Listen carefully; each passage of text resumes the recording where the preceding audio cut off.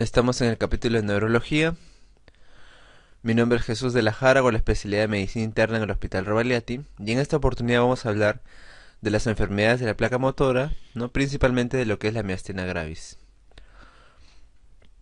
La placa motora definimos lo que es la unión entre la parte nerviosa y la parte muscular, ¿no? De entre la parte donde nace la respuesta nerviosa, o sea, la parte de la neurona, hacia lo que es el músculo, que es la fibra muscular. Entonces, esa unión de nervio-músculo, donde el nervio a través de la acetilcolina y a través de la neurona le dice al músculo que se contraiga, o sea, hace la función de ejecutora, y el músculo mismo que empieza a utilizar los canales de calcio para poder lograr la contracción muscular. Esa unión es lo que es la placa motora. Y en la placa motora nosotros encontramos tres enfermedades fundamentales: la miastenia gravis, el síndrome de Lambert-Eaton y lo que es el botulismo. ¿Ya? Entonces los tres son lo que tendríamos que recordar, y vamos a ver que hay diferencias entre ellos significativas para que nosotros podamos de una manera más fácil recordarlo, ¿no? La miastenia gravis es la más importante y la más estudiada de estas enfermedades, ¿no? Es una enfermedad autoinmune, al igual que, como hemos visto en varias enfermedades, ¿verdad?, del sistema nervioso, que yo he tratado justamente. Por ejemplo, la esclerosis múltiple, el síndrome de Guillain-Barré y la miastenia gravis son enfermedades autoinmunes, ¿no? En este caso, los autoanticuerpos están dirigidos contra los receptores de la acetilcolina. ¿Dónde están estos receptores de la acetilcolina? Están en la parte posináptica. Se llama posináptica a la parte que está después de la sinapsis, después de la unión, ¿no?, entre neurona y músculo. Y en todo caso correspondería la parte posináptica a la fibra muscular, ¿no? Y la parte presináptica corresponde a la neurona. Entonces los autoanticuerpos están dirigidos contra los receptores de la acetilcolina, que se encuentran ¿dónde? En la fibra muscular, ¿no? Porque van a recibir la acetilcolina que viene de la neurona. Acuérdense que las neuronas tienen funciones también, aparte de la función nerviosa, también función neurohormonal, ¿no? Neurohormonal, neuroendocrina, y mediante la secreción de acetilcolina va a ejercer su función. Entonces la alteración en este nivel es posináptica, ¿no? Y eso de aquí va a impedir el adecuado funcionamiento de la acetilcolina. Por lo tanto, no va a haber la contracción muscular y va a presentar el paciente una debilidad muscular, ¿ya? Entonces, estos músculos, que son por ejemplo los vulvares, faciales y las extremidades proximales, son los más afectados y van a dar la sintomatología que se conoce de la miastenia gravis, que fundamentalmente trata de la debilidad general, a predominio proximal, de la ptosis, que es la caída del párpado, ¿no? La persona va a tener el párpado caído, y la diplopia, ¿no?, la visión doble. ¿Ya? Esas manifestaciones son las más importantes, y esto de aquí se debe al sitio predominante que afecta la miastenia gravis, ¿ya? La debilidad en los músculos de la respiración obviamente pueden llevar a a la falla respiratoria, ¿no?, lo cual es llamado una crisis miasténica, ¿no? Entonces, esa es la gran diferencia que ustedes deben recordar, pues, ¿no?, desde sus clases de universidad, entre lo que es el síndrome de Guillain-Barré y la miastenia gravis, ¿no? Ambos ocasionan disminución de la fuerza muscular, pero el síndrome de Guillain-Barré es predominantemente distal y la miastenia gravis en la parte proximal, ¿no? Los músculos proximales, los músculos de la cara sobre todo también. Y eso de acá pues puede comprometer al paciente, sí, también le puede dar obviamente una disminución de la fuerza para ejercer la respiración, y esto le puede llevar, igual que el Guillain-Barré, a una falla respiratoria. La incidencia, ¿no? Bueno, la epidemiología que se tiene de Estados Unidos, por ejemplo, es de 20 casos de cada 100.000 habitantes, ¿no? Y en España, más o menos se ha reportado 21 casos por millón, ¿no? Obviamente, una enfermedad que no es tan frecuente, pero sí se ve en la hospitalización, en los servicios de neurología, ¿no? Más o menos con alguna importancia, ¿no? La miastenia gravis también, quiero que recuerden que es una enfermedad que va a afectar más a las mujeres, ¿no? Más a las mujeres que son dentro de 20, 30 años, ¿no? Pero predominantemente mujeres, ¿ya? Miastenia gravis, mujeres. Y el grupo étnico afroamericanos es más frecuente que en cualquier otro tipo de raza, ¿no? Si la miastenia gravis se presentara en edades más posteriores, por ejemplo en la séptima o octava década, más común es que se presente ya no en mujeres, sino en todo caso en varones. La fisiopatología es como la hemos descrito, más o menos, ¿no? La unión neuromuscular presenta la parte del nervio presináptico, ¿no? Pero la parte presináptica es el nervio, ¿no?, que vemos acá. el espacio sináptico es la unión entre ambos y la membrana postsináptica sería la parte de la fibra muscular. Estas de aquí van a contener a lo que son los receptores de acetilcolina, ¿no? Y en cuanto a este problema justamente, el número y función de estos receptores nicotínicos, ¿ya?, del músculo esquelético están disminuidos. Por lo tanto, dependiendo del número de receptores comprometidos va a haber sintomatología, ¿no?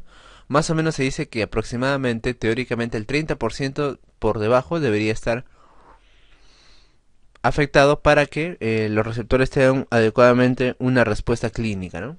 O sea, que se vea que el paciente esté con una respuesta clínica inadecuada, ¿no? Entonces, esta pérdida de función de los receptores va a dar como resultado una disminución de la amplitud de la placa terminal, ¿no?, que va a caer debajo del umbral requerido para generar el potencial de acción, ¿no? El potencial de acción, la fuerza necesaria para que la fibra muscular pueda contraerse, ¿no? Entonces se ha asociado un carácter genético también en la miastenia gravis, ¿no? Y la asociación que se hace más frecuente es la de la HLA-DR3, ¿no? Y los alelos B88 con la miastenia gravis también e hiperplasia de timo, ¿no? Los que no son afectados más bien son los músculos que son no esqueléticos, ¿no? Los músculos no estriados, el músculo cardíaco liso. No están afectados porque ellos tienen diferente antigenicidad, no afecta el autoanticuerpo a este tipo de músculos, ¿no?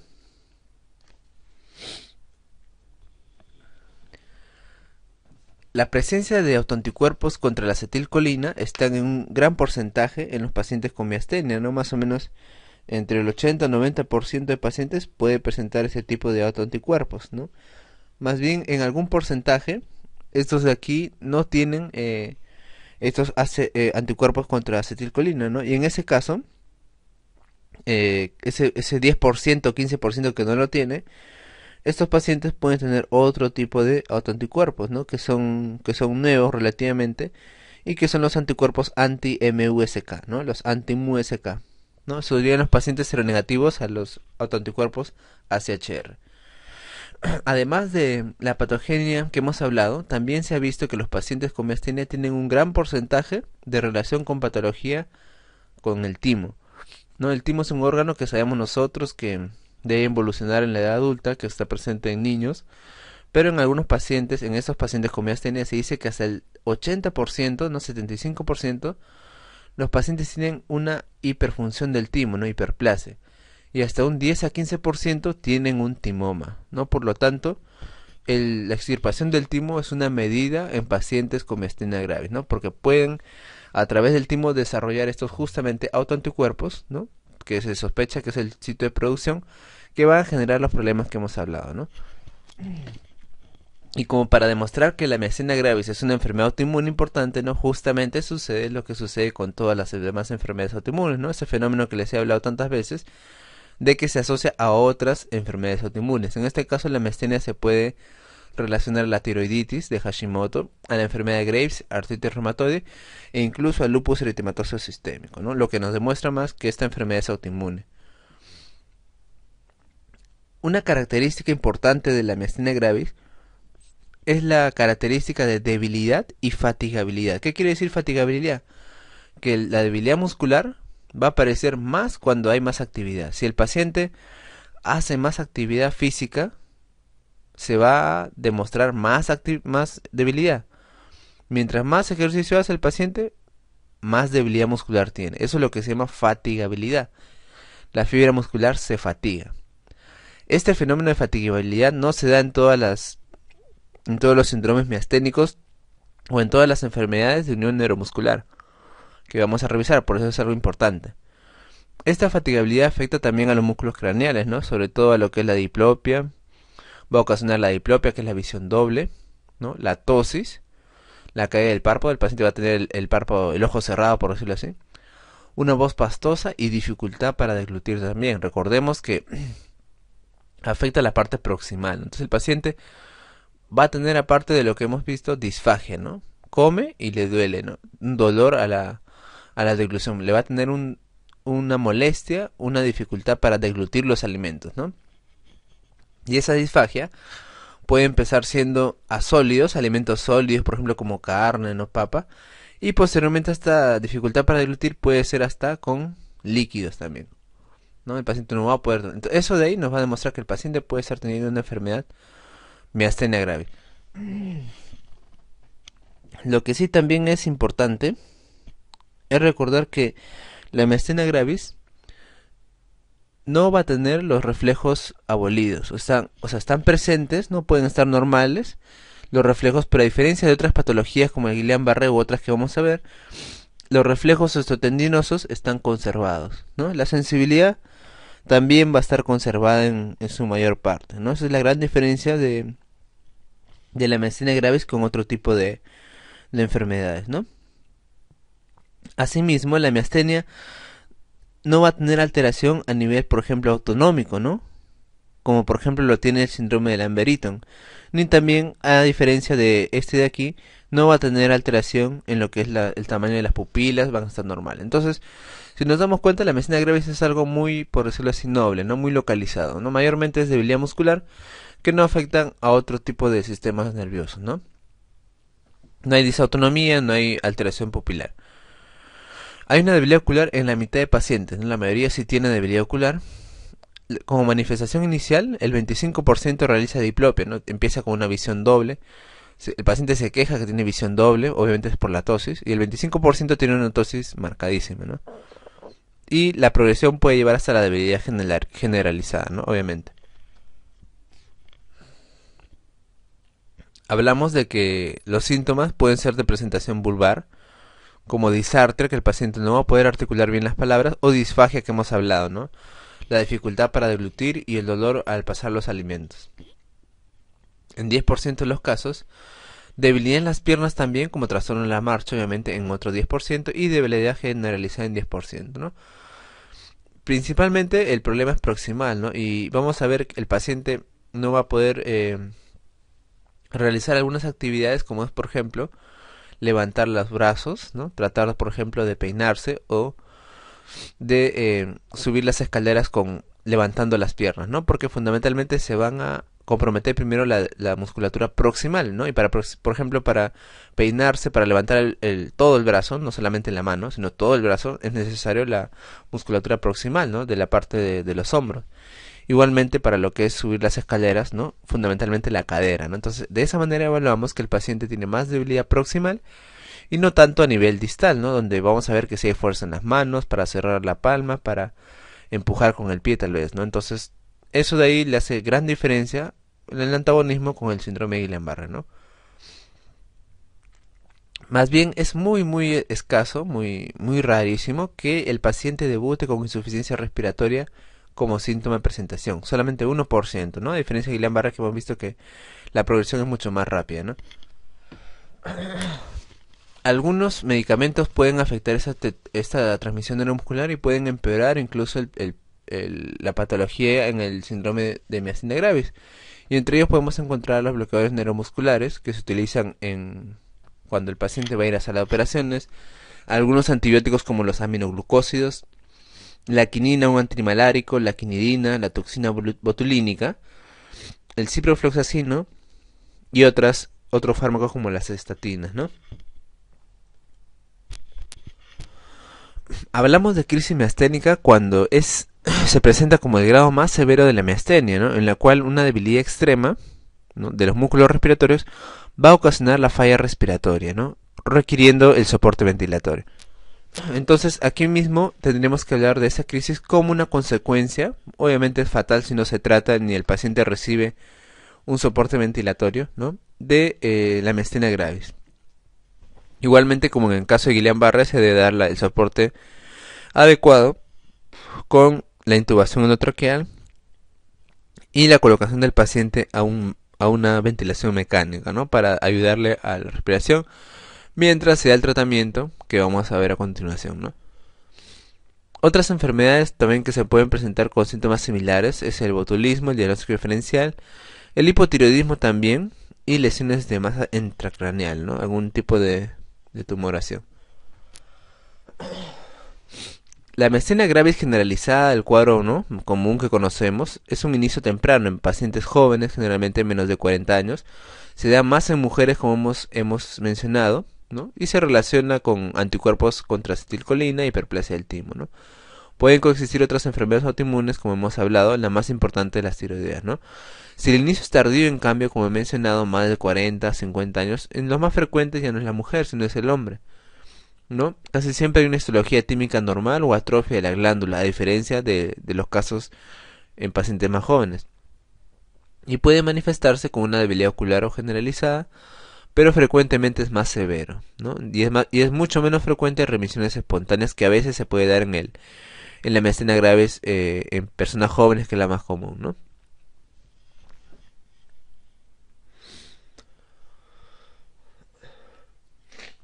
Hay un porcentaje de la miastenia gravis que se llama miastenia gravis ocular, porque solamente afecta a los ojos. El 17% de pacientes solamente está limitada a los músculos oculares, ¿no? Y es más en niños. Más del 50% de esos pacientes con miastenia ocular sí tiene anticuerpos antiacetilcolina, pero no desarrolla la debilidad muscular, ¿no?, generalizada, solamente de los músculos de las órbitas, ¿no? Si la debilidad permanece limitada muchos años, más de 2, hay más porcentaje de posibilidad que la enfermedad no se generalice, ¿no? 90% aproximadamente, ¿no? Hemos hablado que hay algunos pacientes que no tienen la presencia de anticuerpos anticolinesterasa, ¿no? Esos pacientes van a justamente expresar los llamados seronegativos, los anticuerpos MuSK, ¿no? El 15% aproximadamente, y en 40% de estos pacientes se va a encontrar ese anticuerpo anti-MuSK con otras proteínas también postsinápticas, ¿no?, que están en investigación. Los pacientes que tienen ausencia de las anticolinesterazas y presentan este anticuerpo están más frecuentes, más propensos a desarrollar hallazgos clínicos atípicos, ¿no? O sea, debilidad selectiva facial, por ejemplo, que no es lo común en la miastenia, ¿no? Vulvar o en los músculos respiratorios, ¿no?, o del cuello, y atrofia muscular marcada con relativa poca afectación de los músculos oculares. O sea, a veces estos pacientes desarrollan clínica que no la desarrollaría un caso típico de miastenia gravis, ¿no? Este inicio de enfermedad suele ser más temprano aún y siempre va a ser más frecuente en el sexo femenino, ¿no? La histología del timo es normal y las crisis respiratorias son más comunes que en la enfermedad generalizada con AChR positivos, ¿no? Estos son los pacientes con miastenia gravis seronegativa, ¿no?, que carecen de anticuerpos y son clínicamente heterogéneos, clínicamente hablando, ¿no?, y pueden tener también la enfermedad puramente ocular que hemos hablado, ¿no? Para el diagnóstico, para el diagnóstico de lo que es la miastenia gravis, existe justamente, ¿no?, el test de Tensilon, o también llamado hidrofonio, ¿no?, en el cual debemos realizarlo en pacientes pues que pensamos que pueden tener la miastenia gravis, ¿no? ¿Qué hace el hidrofonio? El hidrofonio inhibe a la acetilcolinesterasa a nivel de lo que es la unión sináptica, ¿no? Entonces, justo esto de aquí es como una prueba de lo que sucede en la miastenia, ¿no? Pero en el caso ¿no?, del hidrofonio, va a tratar de inhibir, ¿no?, a la colinesterasa, que sabemos que es la que va a degradar la acetilcolina, ¿no? Entonces, el incremento de hidrofonio debería vencer el bloqueo de los receptores y la tosis que el paciente ya tiene, ¿no? Y la debilidad muscular se corrige en 30 segundos, pero debería regresar a lo basal dentro de 1 o 2 minutos, ¿no? Entonces, el paciente que tiene tosis, que tiene el párpado caído, ¿no?, se le coloca el hidrofonio, ¿no?, y el paciente se le administra endovenosamente, por vía endovenosa, y debería mejorar rápidamente, ¿no? Entonces esto justamente nos da la sospecha, la alta certeza de que se trata que el paciente tiene problemas con la acetilcolina, ¿no?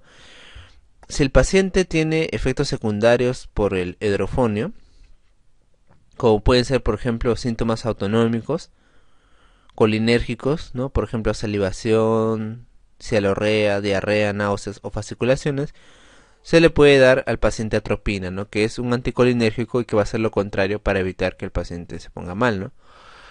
La prueba más específica sería la demostración de los anticuerpos anticolinesterasa, ¿no?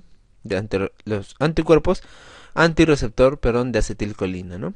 Ya hemos hablado del porcentaje que mayormente 80-90% lo tiene, y en el porcentaje que no lo tiene podemos pedir los anticuerpos anti-MuSK, ¿no?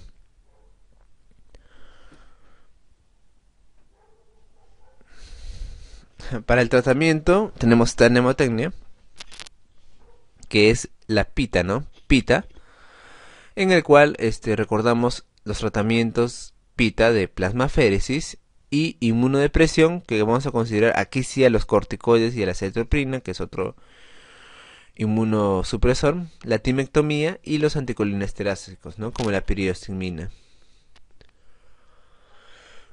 Los inhibidores de la colinesterasa son seguros, efectivos y la primera línea de tratamiento. No es un tratamiento obviamente que va a la causa, pero sobre todo es un tratamiento sintomático, porque va a ayudar al paciente a relevar los síntomas que les puede dar lo que es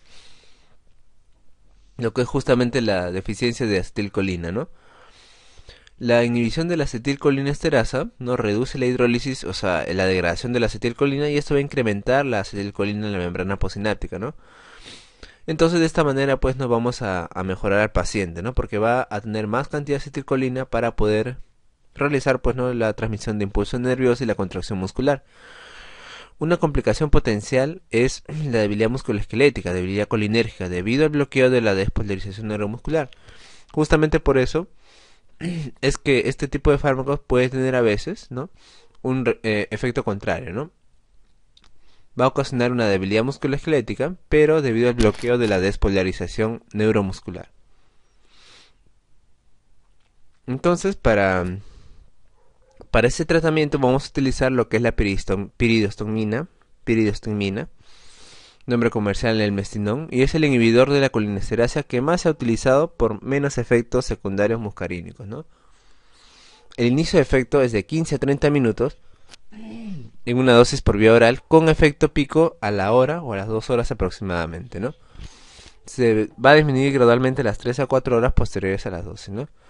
Se da una dosis inicial de 30 a 60 miligramos, que se puede dar cada 8 horas o 4 veces al día, dependiendo de la sintomatología del paciente, ¿no?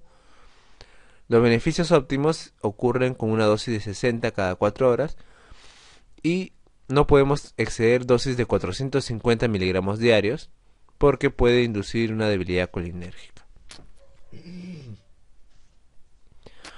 ¿no? La piridostigmina es la más usada, pero también debemos recordar que tenemos a la neostigmina, ¿no? Pero tiene un poco más de efectos adversos, por lo tanto se prefiere la piridostigmina, ¿no? Ambos están en, bueno, la piridostigmina sí está en vía oral y la neostigmina más en vía parenteral, ¿no? Como mencioné, es un tratamiento más que todo sintomático, y es ideal obviamente pues en pacientes que tienen solamente compromiso oftalmológico, ¿no? Una miastenia ocular, en todo caso que le ocasiona al paciente molestias como diplopia, ¿no? Y en ese caso va muy bien, ¿no? La plasmaféresis es un procedimiento que hemos hablado, el recambio plasmático, que en este caso va a remover estos anticuerpos, ¿no?, los acetilcolina receptores, y va a ocasionar una mejoría más o menos rápida, ¿no? Las pautas comunes que ya hemos hablado, que no están bien estandarizadas en general de la plasmaféresis, es que remueva de 2 a 3 litros de plasma diariamente, ¿no?, o 3 veces por semana, interdiario, hasta la mejoría del paciente, ¿no?, generalmente de 3 a 5 recambios, ¿no? La mejoría inicial ya debería verse desde los primeros recambios, y la máxima se alcanza a las 2 a 3 semanas, ¿no? Obviamente vamos a utilizar la plasmaféresis en pacientes pues, ¿no?, que están en un riesgo grave, ¿no? Un riesgo grave. Si el paciente, por ejemplo, no necesita tratamiento de soporte, ¿no?, ventilación, todo ello, entonces vamos a utilizar inmediatamente plasmaféresis o la inmunoglobulina, ¿no?, porque es una crisis miasténica. Si el paciente, por ejemplo, está manejado con anticolinesterásicos, la piridostigmina, se le indica aparte timectomía, y aún así el paciente sigue mal, por ejemplo, tiene que ir a plasmaféresis, ¿no? O en todo caso es un paciente, imaginemos que tenga el riesgo quirúrgico muy alto, eso quiere decir de que no va a ir a cirugía, entonces también se puede preferir la plasmaféresis. O sea, a la larga es un tratamiento útil, ¿no?, pero que se reserva para casos graves, ¿no? La inmunoglobulina también tiene el mismo papel de la plasmaféresis, y se utiliza en dosis altas, ¿no? Intravenosa, y también va a dar una mejoría rápida de los síntomas de miastenia, más o menos similar a lo que es la plasmaféresis, ¿no? Dosis usual de 1 a 2 gramos por kilogramo y se divide en 5 días consecutivos. Puede estar relacionado con la disminución en la producción de anticuerpos, ¿no? Y tiene las mismas indicaciones que la plasmaféresis, también para casos graves, ¿no? En pacientes con miastenia gravis severa y que tienen pacientes con respuesta fallida a dosis máxima de corticoides e inmunosupresores. En cuanto a los corticoides, no hay unos estudios controlados tal vez tan documentados que vean un beneficio, pero sí es considerado más aquí en la miastenia gravis como tratamiento, ¿no? Se indica en pacientes con síntomas discapacitantes moderados a severos resistentes a la terapia con inhibidores de la colinesterasa. Para pacientes con miastenia gravis severa se inicia con dosis altas, ¿no? Más o menos de 1 miligramo por kilo, ¿no? El paciente pesa 60 miligramos al día por vía oral, ¿no? Y luego, después de la remisión, se puede llegar hasta una dosis mínimamente efectiva, ¿no? O sea, la dosis mínima efectiva, ¿no? Aproximadamente el 80% de pacientes muestra una respuesta favorable a los esteroides, ¿no? Ven, o sea, más o menos tiene una utilidad importante, ¿no? 30% de remisión y 50% con una mejoría marcada, ¿no? Entonces, los corticoides sí se usan en la miastenia gravis, pues, que es una enfermedad autoinmune muy bien estudiada, ¿no? Aparte de los corticoides, tenemos que saber nosotros que tenemos otros inmunosupresores, ¿no? Y entre ellos, el que tiene más experiencia, por lo menos en lo que es la miastenia gravis, es la cetoepina, ¿no? La cetoepina es un antimetabolito de la purina, ¿no? Que va a interferir con la proliferación de los linfocitos T y B, ¿no? Es un antimetabolito de la purina que va a interferir en la proliferación de los glóbulos blancos, ¿no? Entonces, por lo tanto, va a disminuir la respuesta autoinmune, ¿no? 70-90% de pacientes son beneficiados, ¿no? Pero el problema con la cetropina, eso sí es cierto, es que el inicio de acción a veces puede demorar, ¿no? En casos extremos hasta un año. Puede también asociarse a esteroides, ¿no? A veces sabemos que para enfermedades autoinmunes en general utilizamos otros tipos de inmunosupresores para bajarle la dosis de los corticoides, ¿no? Y esto va a ser beneficioso para el paciente porque le vamos a evitar toda la consecuencia de los efectos adversos de los corticoides, ¿no? Tendríamos que empezar con dosis de una tableta que es de 50 miligramos vía oral. Y si el fármaco es bien tolerado, podemos incrementar la dosis, ¿no? 50 miligramos cada 1 o 2 semanas, con el objetivo de llegar a una dosis de 2 a 3 miligramos por kilo, ¿no? Lo que sería más o menos 150 miligramos para un adulto promedio, ¿no? La intubación endotraqueal por inducción rápida de la sucesión y la intubación puede ser necesario antes de ser capaz de diferenciar miastenia contra la crisis colinérgica, ¿no? La dosis en adultos de hidrofonio es 2 miligramos intravenoso lento. Y si presentara ninguna respuesta ni ningún efecto adverso de tipo colinérgico, se puede llegar hasta 8 miligramos para una dosis total de 10 miligramos, ¿no? Las contraindicaciones del hidrofonio endovenoso sería obstrucción gastrointestinal y obstrucción del techo urinario, que justamente va a ser agravado por este fármaco, ¿no?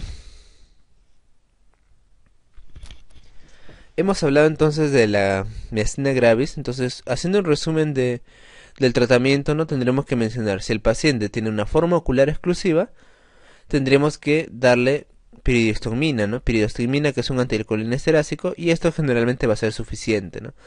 Si el paciente tiene una forma generalizada, también empezamos con piridostigmina, pero generalmente tenemos que asociarlo a lo que son los corticoides, ¿no? La inmunosupresión, que puede darse con prednisona y acetropina, ¿no? Si el paciente es persistente aún, también podemos considerar la cirugía, ¿no? Y en este caso, la timectomía es una alternativa muy buena porque se ha visto la gran asociación que hay en la miastenia gravis, ¿no? De una hiperplasia del timo, o en todo caso un timoma, ¿no? A pesar de que por ejemplo el paciente no tenga un tumor evidente del timo, ¿no? Un gran porcentaje, más del 80%, mejora cuando uno le hace la timectomía, ¿no? Por lo tanto, es una indicación que se hace generalmente en pacientes, obviamente, no relativamente jóvenes, ¿no? Entre los 15 años hasta los 55, máximo 60 años, ¿no? Los pacientes con más edad no se benefician con esta operación, ¿no? O sea, no se realiza, ¿no? Si el paciente tiene una crisis miasténica, primero tenemos que ver la parte, ¿no?, de la parte respiratoria, asegurarnos que se reciba un soporte ventilatorio si lo requiere y administrar inmediatamente el tratamiento que se da en las crisis miasténicas, que es la plasmaféresis o la inmunoglobulina, ¿no?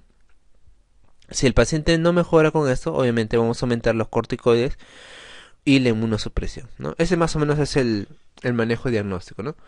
Y vamos a hablar finalmente de lo que sería el síndrome de Lambert-Eaton, ¿no?, que es una patología, hemos hablado también de placa motora, y el botulismo para terminar con estas tres patologías importantes, ¿no? El Lambert-Eaton, a ver, ¿cuáles son las diferencias más importantes? Miren ustedes para que ustedes se recuerden, ¿no? El síndrome de Lambert-Eaton, primero, es una enfermedad que da más a los varones, no a las mujeres, a diferencia de la miastenia.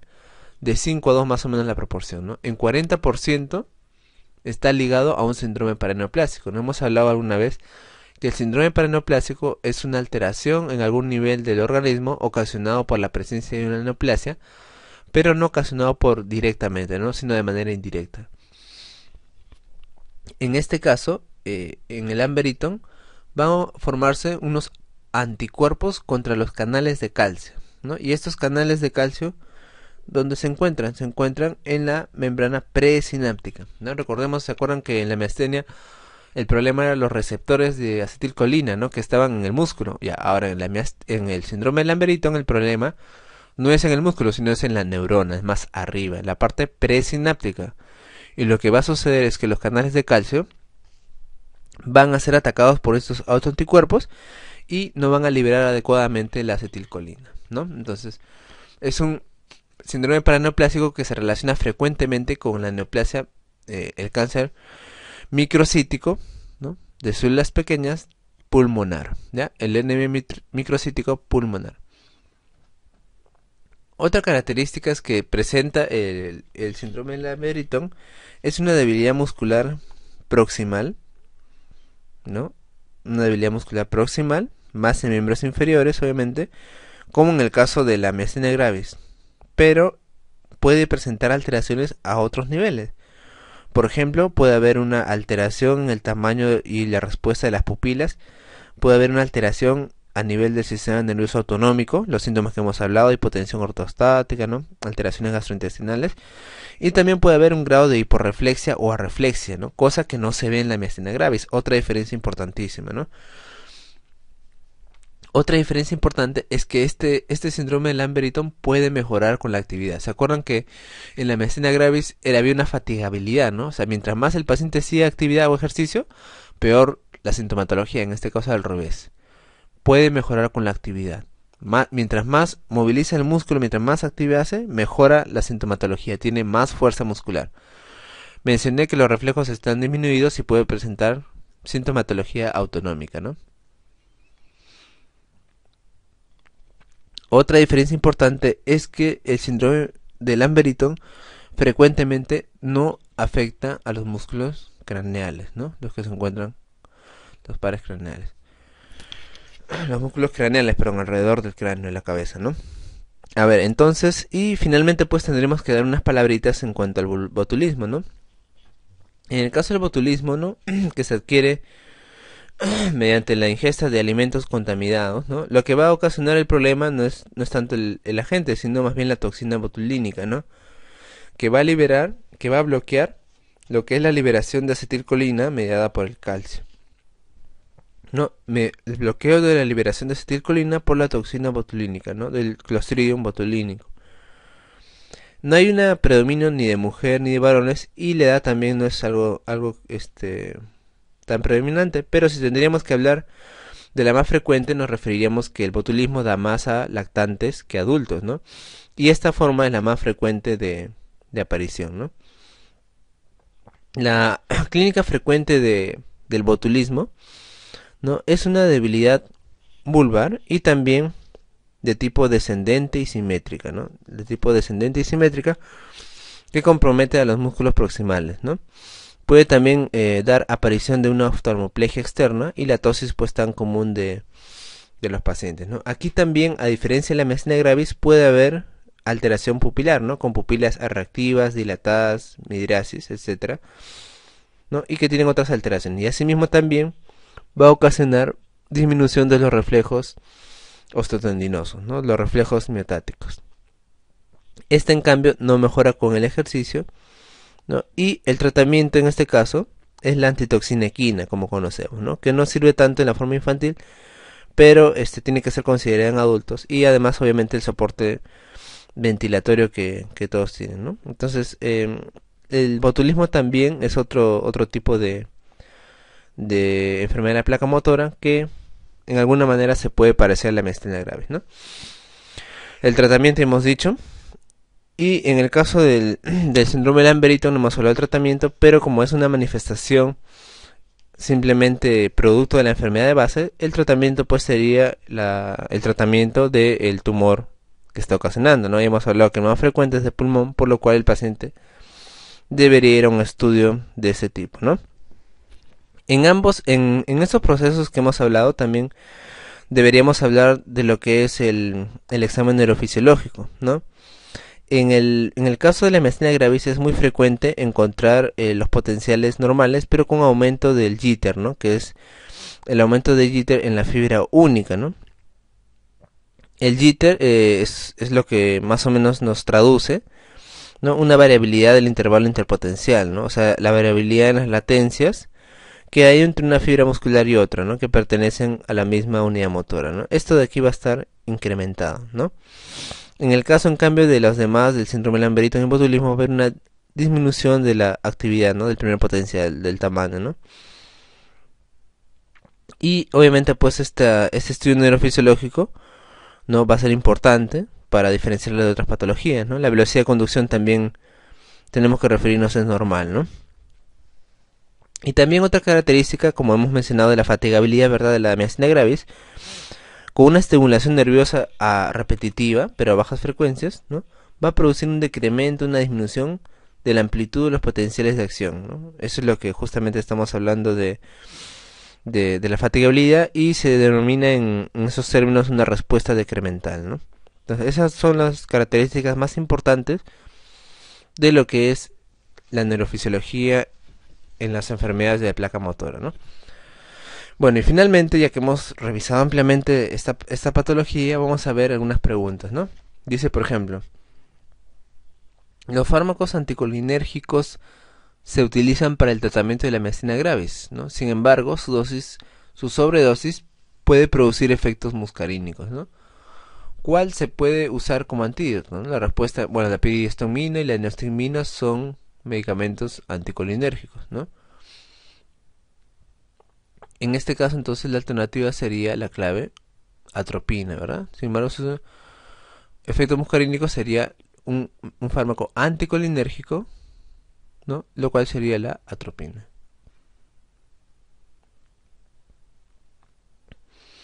No es verdad acerca del tratamiento de la miastenia gravis. ¿Se puede dar esteroides por tiempo indefinido? Bueno, a veces hay que recurrir a la inmunodepresión. Sí, es cierto, ¿no? Hemos hablado de los mismos corticoides y la cetropina, ¿no? El recambio plasmático es un tratamiento duradero. Mm, bueno, tiene un cierto pico, pero se podría considerar que a veces remite las crisis, ¿no? El timoma se reseca siempre independientemente de la edad del paciente, ¿no? Hemos hablado que el timoma, ¿no? Predominantemente se realiza la extirpación en pacientes que se encuentran entre la pubertad y los 55 años, ¿no? Tras cirugía puede haber empeoramiento del proceso, sí es cierto, ¿no? Entonces yo me quedaría en este caso con la clave, la D, ¿no? Señala el mecanismo de acción de la toxina botulínica de tipo A respecto de la acetilcolina a nivel de la unión neuromuscular en el tratamiento de la distonía idiopática, ¿no? A ver, bloqueo de receptores postsinápticos de la membrana muscular. B, inhibición de las neuronas alfa, beta y gamma del sistema periférico. C, inhibición de proteínas vesiculares y de membranas presinápticas. D, ruptura de puentes disulfuro y liberación de fracción neurotóxica. Y E, inmovilización de vesículas de acetilcolina axonal, ¿no? En este caso, entonces, nosotros sabemos que el botulismo lo que ocasiona es una disminución de la liberación de la acetilcolina, ¿verdad? Entonces, en este caso sería La clave, la letra E, inmovilización de vesículas de acetilcolina axonal, ¿no? De lo que es la neurona. Con respecto al botulismo, márquelo falso. Es un trastorno presináptico, verdadero. La toxina botulínica bloquea la liberación de acetilcolina, verdadero. C, existe hasta 6 tipos de toxina. Bueno, sí, ¿no? Estamos hablando de la de tipo A, B, E y otras más, ¿no? Sí podría ser. D, puede aparecer a cualquier edad, sí, pero es más frecuente en lactantes, hemos dicho. Y E, la forma más frecuente es la del adulto, sería la respuesta incorrecta, ¿verdad? E, la forma más frecuente es la del adulto. Marcar la falsa con respecto a la enfermedad de Lamberito. A, es frecuente que los pacientes tengan arreflexia. Se ve en estos pacientes, no hemos hablado que sí pueden tener arreflexia. B, la fuerza aumenta tras un poco de ejercicio, verdadero, también hemos hablado que el Lamberito se presenta así. C, es más frecuente en varones, verdadero. D, el tratamiento de elección es el interferón beta. No, no es, eso es verdad, el tratamiento es el tratamiento de la causa subyacente, ¿verdad? E, puede tener síntomas disautonómicos, verdadero, hemos hablado que sí puede tenerlos a diferencia de la miastenia que no es común, ¿no? La clave sería la alternativa D. Con respecto al Lamberito, márquelo falso. Es un trastorno presináptico de la transmisión neuromuscular, verdadero, ¿verdad? B, es causado por anticuerpos que bloquean los canales de calcio, verdadero. Estos se encuentran justamente en la neurona, en la parte presináptica. C, los anticuerpos producidos impiden liberación, verdadero. D, aparece más frecuente en mujeres, hemos hablado bien claro que en la miastenia, más frecuente es en mujeres, pero en el Lamberito es más frecuente en varones, ¿verdad? La clave sería la D, y la clave es considerado un síndrome miasténico, obviamente sí, ¿no? Bueno, hasta acá terminamos con este tema, muchas gracias por su atención, permiso.